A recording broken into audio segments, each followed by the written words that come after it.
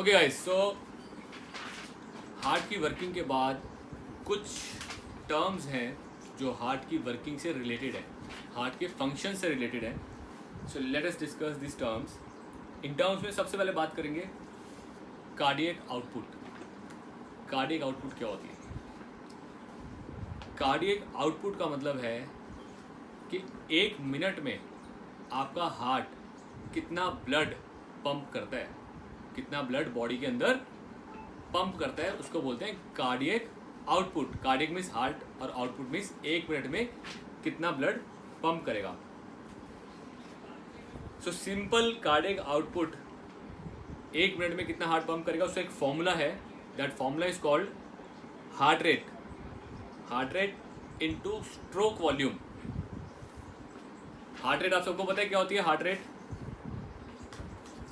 Rate मतलब होता है कि एक मिनट में आपका दिल कितनी बार धड़कता है. That is called heart rate. जब भी हम हार्ट रेट की बात करेंगे, हार्ट रेट का मतलब है कि एक मिनट में कितनी बार दिल धड़कता है. जो हम यहाँ से भी कैलकुलेट करते हैं ना, कई बार ये हाथ रखते हैं यहाँ पे तो आप सबको फील आती है पल्स की. तो ये हार्ट रेट कैलकुलेट की जाती है कि एक मिनट में कितनी बार पंप करता है. स्ट्रोक वॉल्यूम क्या होता है? स्ट्रोक वॉल्यूम का मतलब होता है कि एक स्ट्रोक में, स्ट्रोक वॉल्यूम का मतलब है कि एक स्ट्रोक, एक बीट में कितना ब्लड पंप हुआ. ये सागर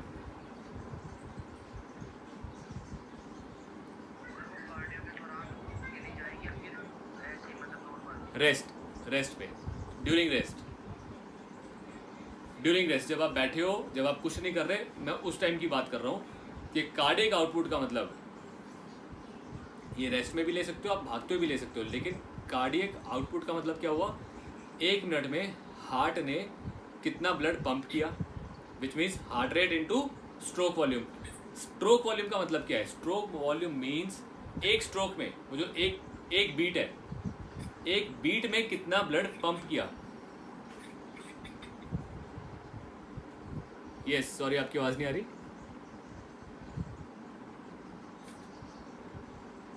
रेडमी आप कुछ पूछ रहे हो? सो एक बीट में, ठीक है, एक बीट का समझ आ गया आपको?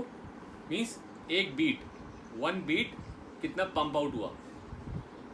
तो गाइस मैं आपको थोड़ा सा इसका वो बता देता हूँ कि नॉर्मली एक एवरेज मेल का कार्डियक आउटपुट, हम लोग का एक कार्डियक आउटपुट कितना होता है? 5 to 6 लीटर पर मिनट. एक मिनट के अंदर हमारा हार्ट 5 से 6 लीटर ब्लड पंप आउट करता है जब हम बैठे हैं रेस्टिंग में, जब हम रेस्टिंग मोड में होते हैं.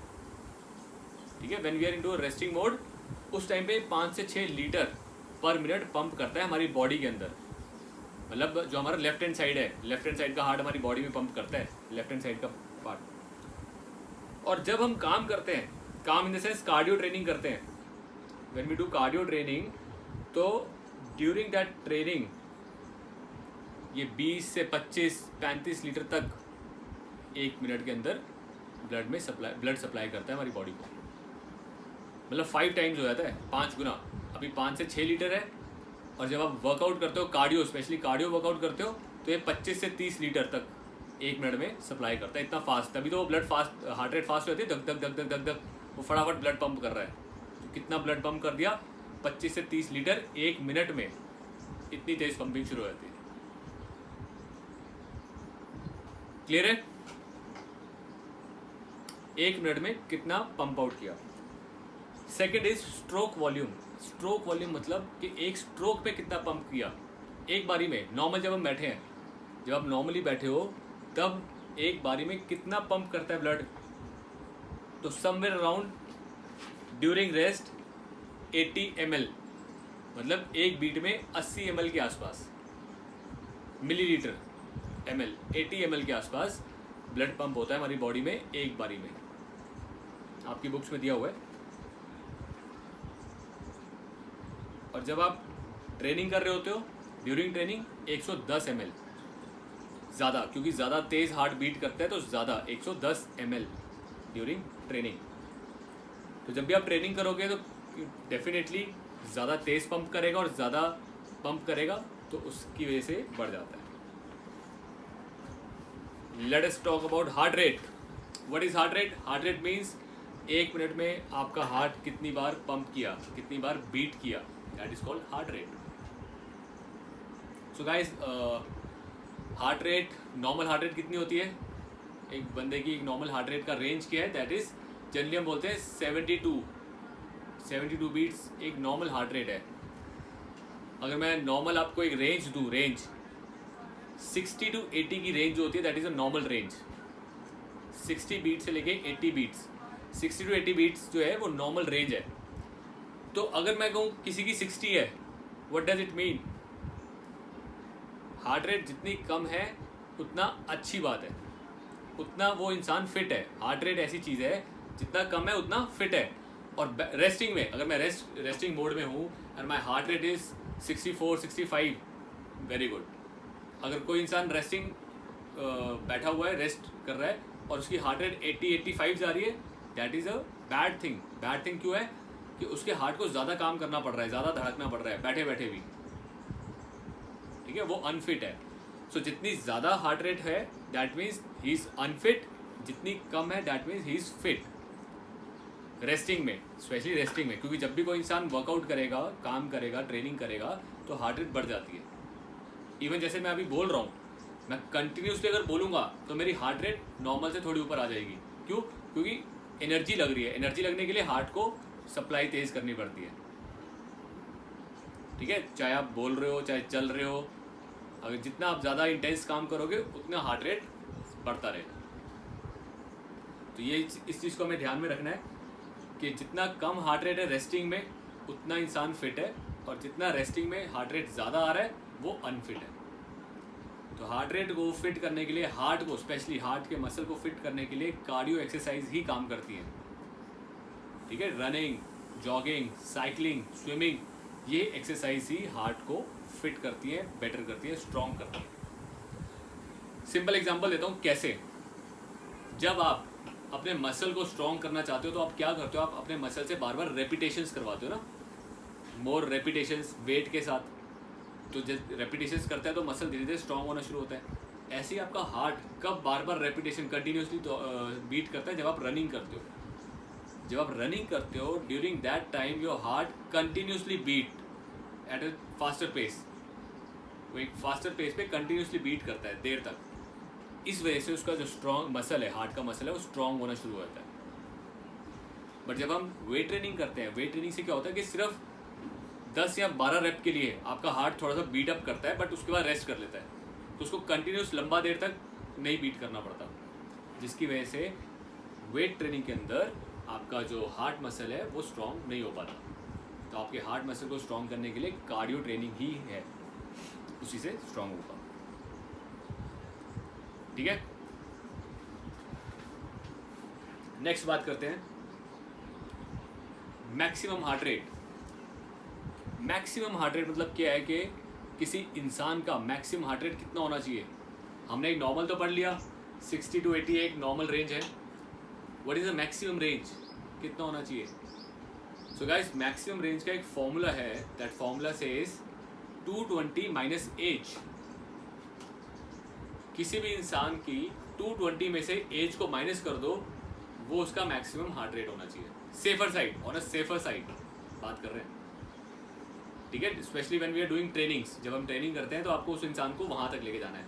तो 220 माइनस एज, तो जितना यंग है, जितना कोई यंग है, कम एज का है, जैसे 20 ईयर्स, तो 220 माइनस 20 मीन्स 200। तो उस इंसान का मैक्सिमम हार्ट रेट इज 200। आप उस इंसान को 200 तक लेके जा सकते हो, सेफ है। बट जैसे जैसे किसी की एज बढ़ रही है, let's talk about a 40 year old, एक 40 साल का इंसान है, तो 220 माइनस 40 कम्स टू 180। तो उसका मैक्सिमम हार्ट रेट क्या हुआ? 180, ठीक है। तो मतलब उसको आप 200 तक नहीं लेके जाओगे, 180 तक रखोगे, दैट इज सेफ। वो उस इंसान के लिए सेफ है। तो जैसे जैसे एज बढ़ती है वैसे वैसे जो मैक्सिमम हार्ट रेट है वो थोड़ा कम होता जाएगा विद एज, क्योंकि 220 minus age. Clear? Next is blood pressure. Blood pressure भी बड़ा कॉमनली यूज टर्म है, आप सब लोगों ने बड़ा अच्छे से सुना होगा। ब्लड प्रेशर और हार्ट रेट में कुछ डिफरेंस है, बता सकता है कोई? क्योंकि कई लोग ना इसको मिक्सअप कर जाते हैं, हार्ट रेट को और ब्लड प्रेशर को। हार्ट रेट का मतलब है 1 मिनट में दिल का धड़कना, बीटिंग। ब्लड प्रेशर का मतलब है कि कितने प्रेशर से धड़क रहा है, प्रेशर हल्का है या प्रेशर तेज है। समझ रहे हो? नलका खोलते हैं, नलके को हल्का खोलोगे तो कम प्रेशर आता है, तेज खोलोगे तो प्रेशर तेज होता है, वो होता है प्रेशर। ऐसे ही हार्ट भी एक प्रेशर क्रिएट करता है। जब आप अपने इसको फील करना चाहते हो तो आपके अंगूठे में एक प्रेशर फील होता है ना, वो जो आगे बजता है, जो एक बीट आगे बजती है, वो क्यों बजती है? क्योंकि पीछे से प्रेशर आता है, आपके हार्ट ने प्रेशर दिया तो वो बीट आपको फील हुई। ये प्रेशर जो है इसका एक लिमिट है कि इस लिमिट में होनी चाहिए। तो 2 तरह के प्रेशर क्रिएट होते हैं, ध्यान से देखना। जब हार्ट पंप करता है, जब हार्ट पंप करेगा तो प्रेशर ज़्यादा होगा, ठीक है? और जैसे ही हार्ट पंप करने के बाद क्या करता है, रिलैक्स होता है ना वापस, देख रहे हैं? जैसे ही हार्ट ने पंप किया तो प्रेशर तेज होता है, जब हार्ट रिलैक्स करता है तो प्रेशर थोड़ा कम होता है। तो इसलिए आपको जब आप हार्ट बीट को यहाँ पे चेक करते हो तो आपको एक बार ही फील होती है, दूसरी बार नहीं होती, फिर फील होती है, फिर नहीं होती। तो जो फील होती है आपको, वो वाली हार्ट बीट है जब हार्ट ने पंप किया। इसको बोलते हैं सिस्टोलिक प्रेशर। सिस्टोलिक मतलब जो हाई वाला प्रेशर, सिस्टोलिक पंपिंग वाला, जब पंप हुआ वो प्रेशर है सिस्टोलिक, वो आपको फील होता है। और दूसरा जब हार्ट रिलैक्स होता है तो आपका प्रेशर डाउन वाला जाता है, उसको बोलते हैं डायस्टोलिक प्रेशर, ठीक है? तो आपका सिस्टोलिक डायस्टोलिक इस तरह से ये प्रेशर चलता है। तो जो नॉर्मल आपका प्रेशर होता है, बीपी ब्लड प्रेशर कितना होना चाहिए?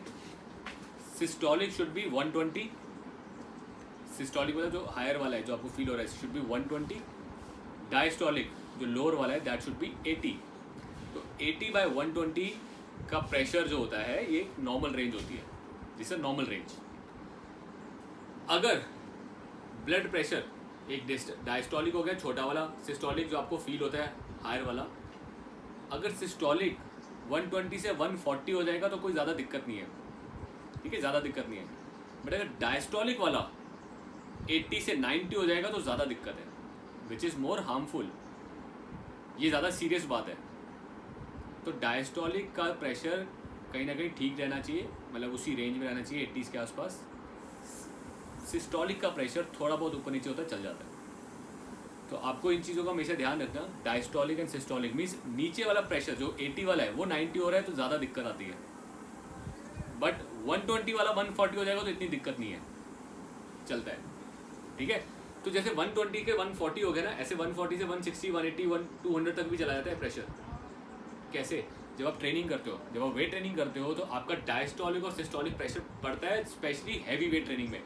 हैवी वेट ट्रेनिंग में आंखें लाल हो जाती है, चेहरा आंखें लाल हो जाती है। जब बहुत हैवी वेट आप उठाते हो, क्यों होती है? क्योंकि वो प्रेशर इतना बढ़ जाता है कि आपकी आंखों की नसों में वो प्रेशर दिखता है कि प्रेशर ज़्यादा हो चुका है, जिसकी वजह से कई बार अब नाक से ब्लीडिंग, कुछ भी ब्लीडिंग हो जाती है। क्यों होती है? क्योंकि वो प्रेशर बढ़ जाता है और नसें थोड़ी सी फट जाती है, जिसकी वजह से ब्लीडिंग हो जाती है।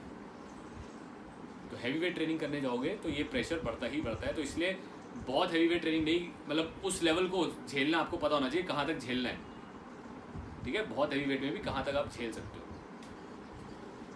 सो गाइस, ये थे हमारे कुछ टर्म्स जो हार्ट से रिलेटेड, उसके फंक्शनिंग से रिलेटेड थे।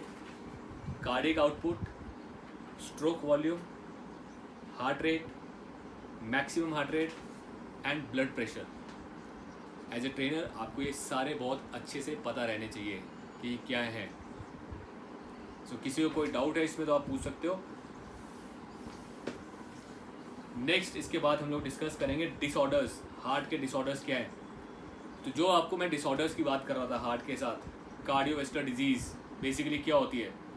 एक तो नॉर्मल कार्डियोवैस्कुलर डिजीज़ में कि आर्टरीज के अंदर कोलेस्ट्रॉल जम रहा है या प्लेग या गंदगी जम रही है।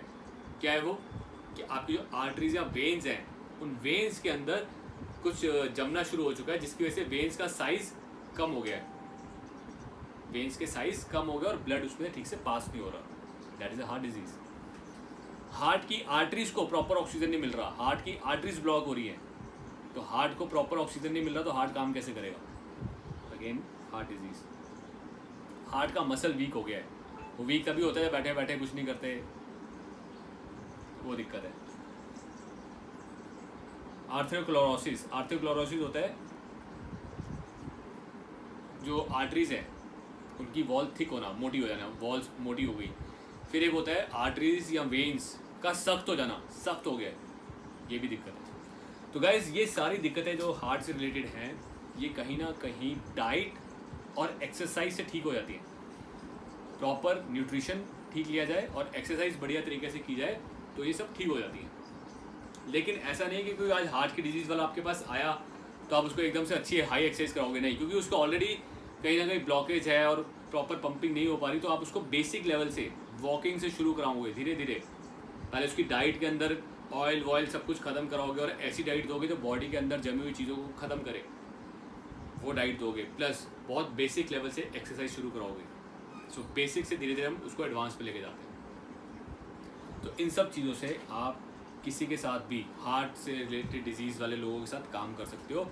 हार्ट रिलेटेड प्रॉब्लम्स के साथ लोगों को बहुत दिक्कत क्या आती है, एक तो खर्चा बहुत है उसका, कंटिन्यूस दवाइयाँ चलती हैं, किसी ने ऑपरेशन बोल दिया, बाईपास बोल दिया तो उसका बहुत बड़ा खर्चा है। तो आप उन लोगों के साथ जो स्पेशली वेट गेन कर चुके हैं, बहुत ज़्यादा हार्ट प्रॉब्लम शुरू हो चुकी है, उन सबको आप पर्सनल ट्रेनिंग्स दे सकते हो, उन सबको आप इन चीज़ों में ठीक कर सकते हो। तो ऐसे लोग जो बेसिकली स्ट्रगल कर रहे हैं हेल्थ से, हार्ट के हेल्थ से, उन सब के साथ एज ए ट्रेनर हम लोग बहुत अच्छे से काम कर सकते हैं। ये गाइस आज का हमारा कार्डियो सिस्टम हमने जो पढ़ा है वो यहाँ ख़त्म होता है। किसी को कोई डाउट है तो पूछना चाहे प्लीज़ पूछ सकते हैं। Anyone want to discuss anything?